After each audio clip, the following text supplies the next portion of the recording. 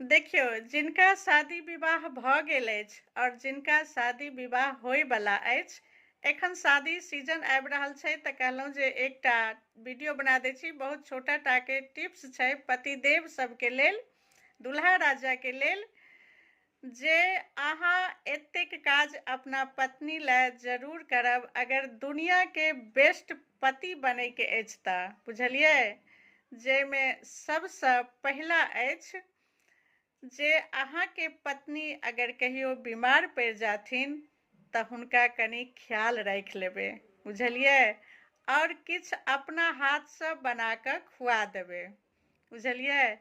अगर अहाँ एतेक कऽ देलियै ने तऽ ओहि पत्नीके नजरिमे अहाँके लेल जे सम्मान हेतै ओ बात नहि पूछू। और ओकरा ई हेतै जे हमर जीवन सुरक्षित इंसानके हाथमे अछि, हमर तबियत खराबमे हमरा नीकसँ ख्याल राखि सकैत अछि। तऽ ई बेस्ट पतिके निशानी छियै, बुझलियै। अगर पत्नीके तबियत खराब हुए ने तऽ कनि ख्याल राखि लेबै और कनि किछु अपना हाथसँ बना कऽ खुआ देबै। और दोसर, हर पत्नी अपना पतिके यह इंतजार करैत रहै छै जे कखन कनि कतहु हमरा घुमाबै लए बाहर लऽ जेता। तऽ अहाँके जखन एक रत्ती छुट्टी भेटत, जखन मौका भेटत, बिना अपना पत्नीके कहने सुनने अहाँ अपने मुने कहियो जे आइ तैयार हो, आइ बाहर घूमै लए चलै छियै, बुझलियै।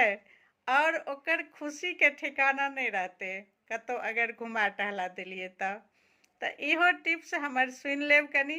कनिक जरूर एते काज कऽ लेबै, बुझलियै, जे कनि तबियत खराब में ध्यान राखि लेबै और कनि घुमा टहला देबै।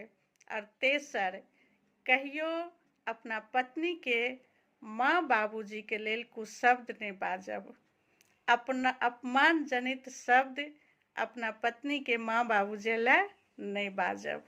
भल अहाँके ओ सास ससुर छथिन, लेकिन अहाँके पत्नी के माता पिता छथिन।